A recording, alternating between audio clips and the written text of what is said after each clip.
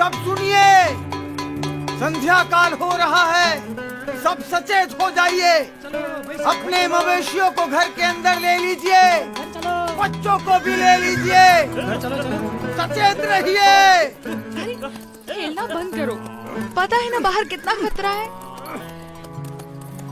घर का ताला अंदर से बंद कर लेना, कोई बाहर ना निकले, ध्यान रखना। चलो चलो जल्दी करो,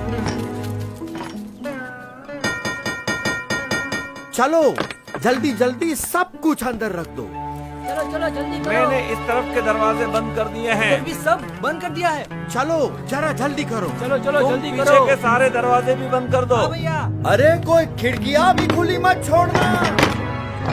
अरे सामान आने के बाद अपने सभी लोगों को अंदर बुला लो, कोई बाहर ना रह जाए। बेटे, मैं इस कमलेश्वर मठ का महंत हूं। अंधेरा हो रहा है और रात बहुत डरावनी होगी। मठ के अंदर आकर रहो।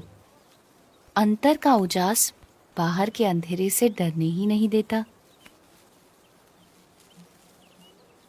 अच्छा, अगर मठ में रहना नहीं चाहते हो तो फिर श्रीपुर गांव में कोई और ठिकाना ढूंढ लो, लेकिन यहां मत रुको।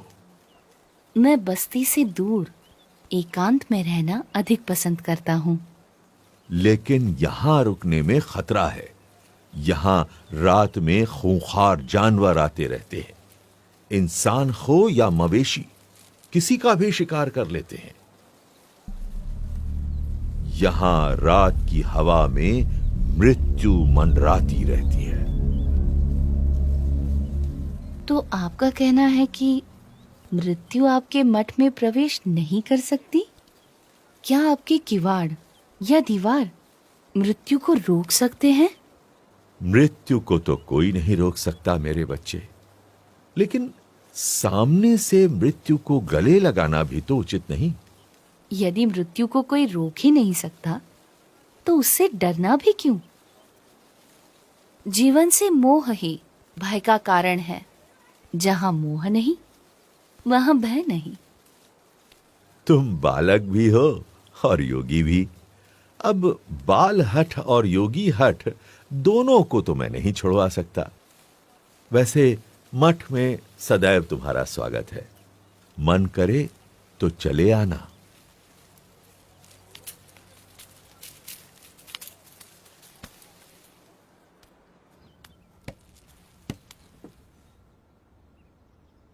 मुझे भय है, अगर कोई जंगली जानवर आ गया तो इसकी मौत निश्चित है।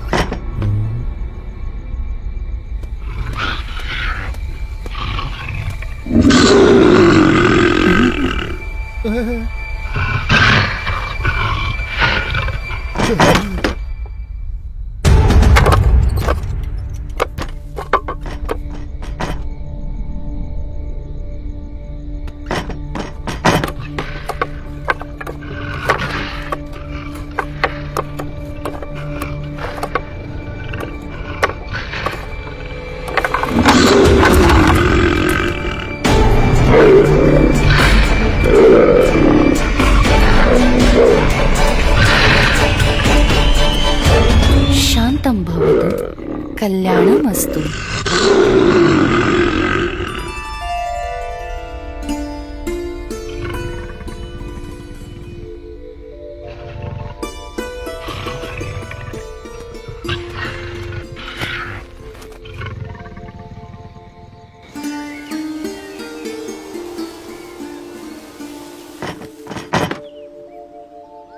ये क्या? मैं ये क्या देख रहा हूं? अकल्पनीय।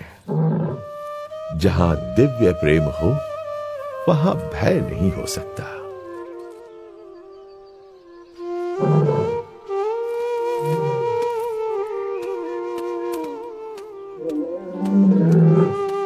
स्वामी, स्वामी रुक जाइए, रुक जाइए स्वामी।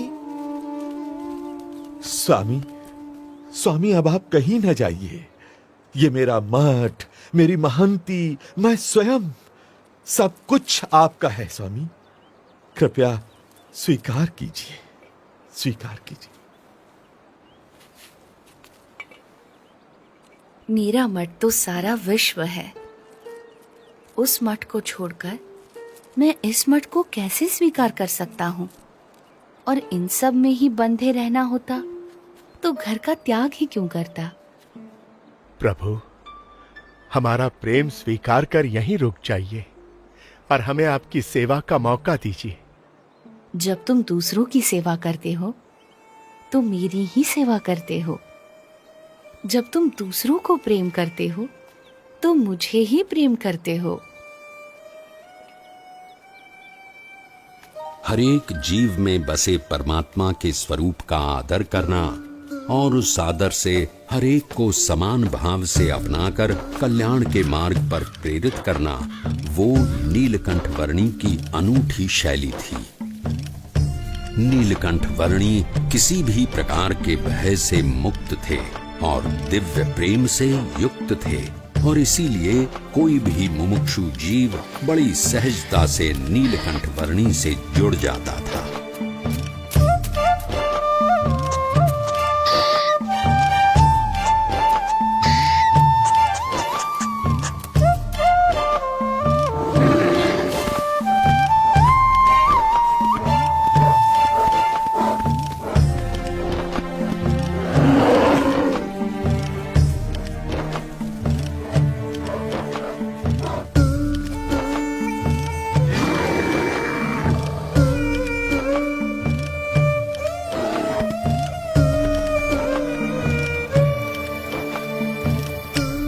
कल सुबह स्नान पूजा आदि करने के लिए अच्छी जगह कहाँ मिलेगी? इस तरफ चले जाओ।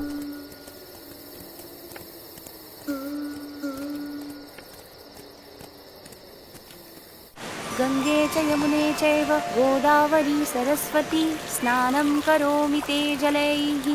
अन्नं चतुर्विधं स्वादु भोज्यं समर्पयामि।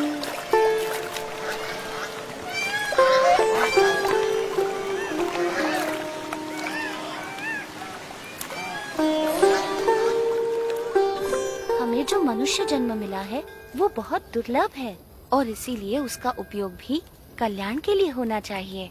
संसार सिंधु करन को नैया, भक्ति हरि की कर ले भैया। संसार सिंधु करन को नैया, भक्ति हरि की कर ले भैया। अंत समय हरि मुक्ति दिलावै, बिनु हरि के कछु काम न आवै। अंत समय हरि मुक्ति दिलावै, बिनु हरि के कछु काम न आवै। अंत समय हरि मुक्ति दिलावै, बिनु हरि के कछु काम।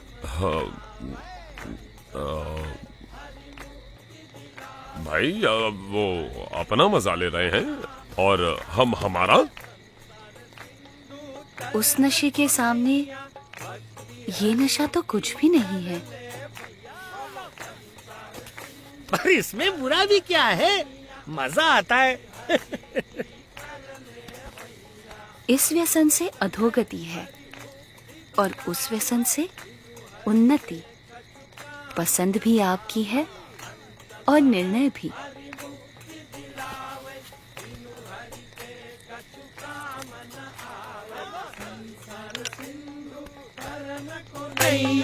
भक्ति हरि की कर ले भैया।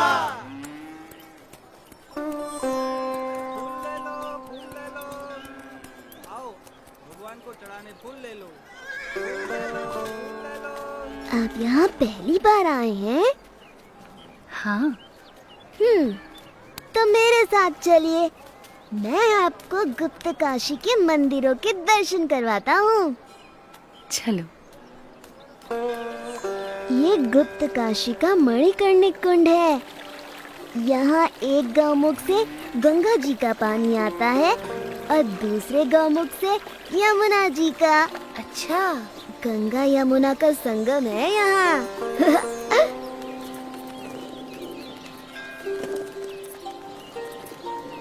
ये विश्वनाथ मंदिर है और ये पास में है अर्धनारीश्वर मंदिर।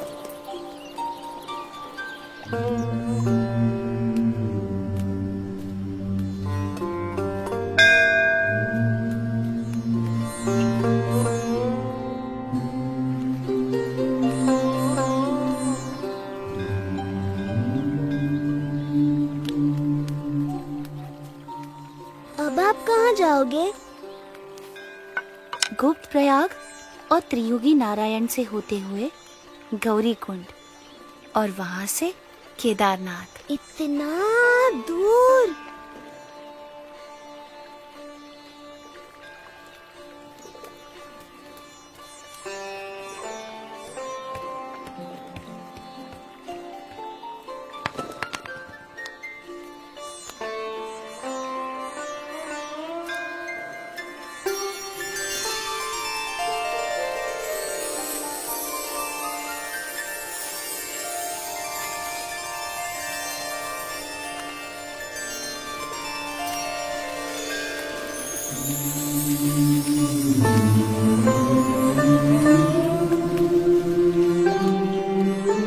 प्रणाम, अपना ध्यान रखना।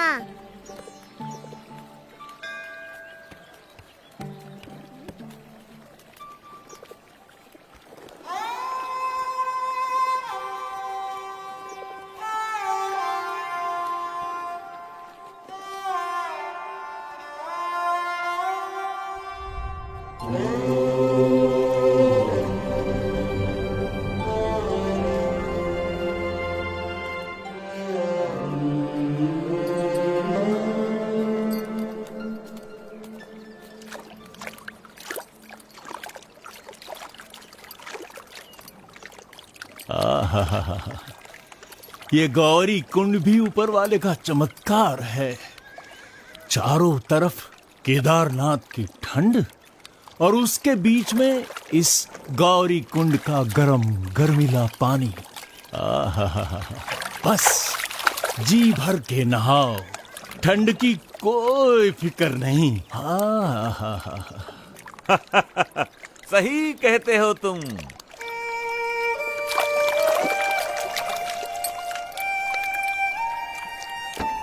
गौरी कुंड से नीलकंठ वर्णी केदारनाथ की ओर चल पड़े। कोई भी ऐसा संजोग नहीं था जो इस 11 वर्षीय बालक की कल्याण यात्रा में बाधा डाल सके, चाहे वो शरीर की थकान हो या विकट से विकट रास्ता।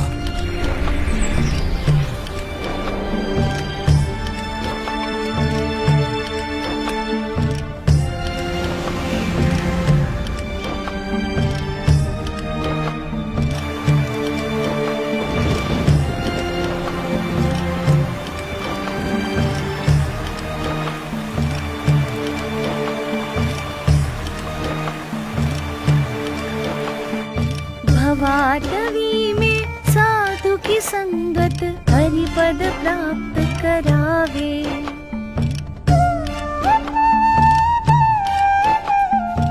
हो साक्षात केदारनाथ। जय केदार।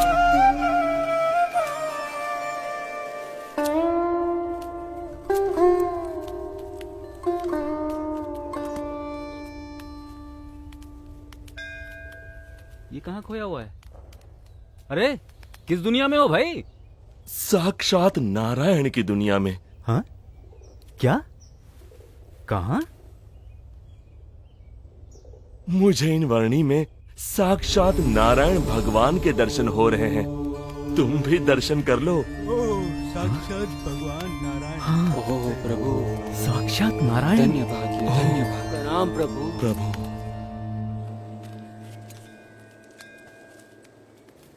मान लो कि तुम यहां केदारनाथ में हो। ये रहा केदारनाथ और तुम्हें जाना है यहां बद्रीनाथ में। हाँ, ये रहा बद्रीनाथ। अब सवाल ये है कि भाई जाओगे कैसे?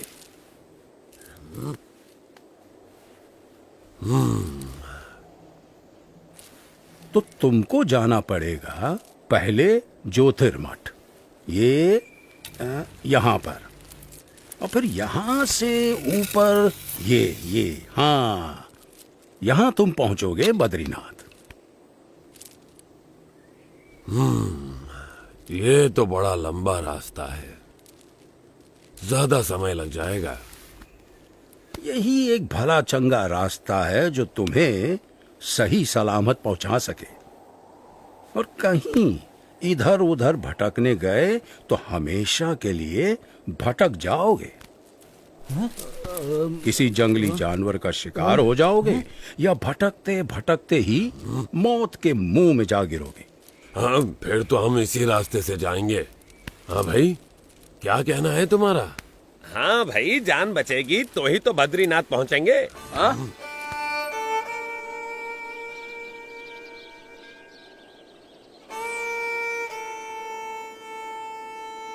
थोड़ी देर ज्यादा लगेगी, पर जिंदा तो पहुंचेंगे। हाँ, सही समझे। हाँ भाई, सुरक्षित रास्ते से ही चलेंगे।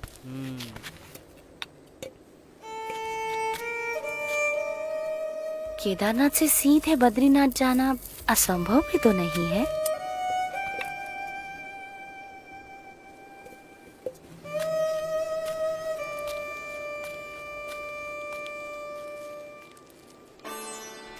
केदारनाथ से सीधे बद्रीनाथ, एक ऐसा मार्ग जिससे गुजरने के बारे में कोई सामान्य मानवी तो सोच भी नहीं सकता था, जहां मानो मनुष्य जीवन का अस्तित्व ही नहीं था।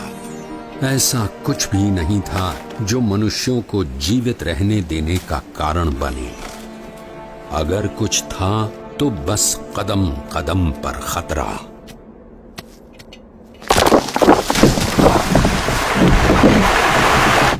शून्य के नीचे का तापमान जो पानी को पीने के लायक भी नहीं छोड़ता था।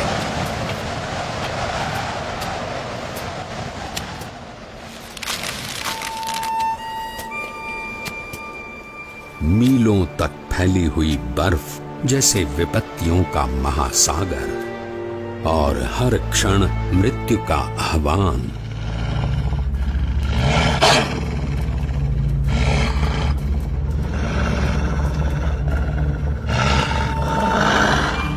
पर केवल 11 वर्ष का एक बालक कृत निश्चयी था अपने ध्येय तक पहुंचने के लिए।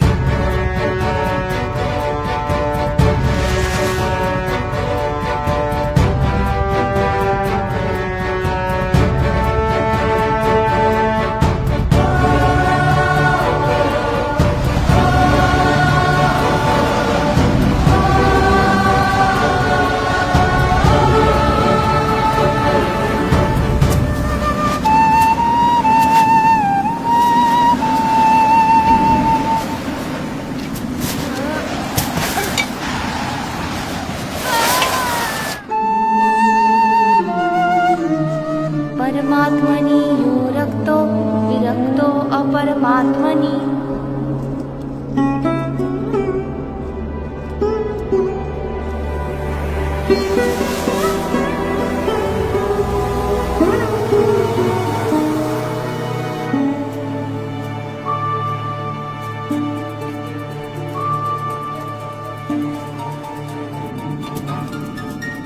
परमात्मनि यो रक्तो विरक्तो अपरमात्मनि।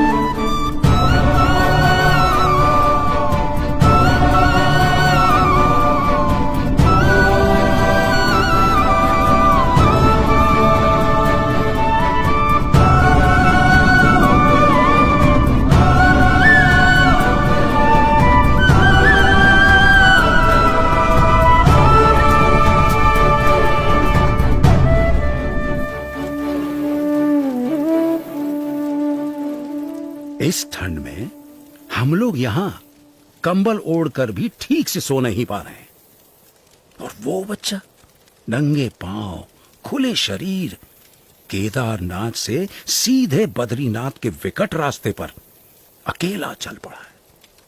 क्या हुआ होगा उसका?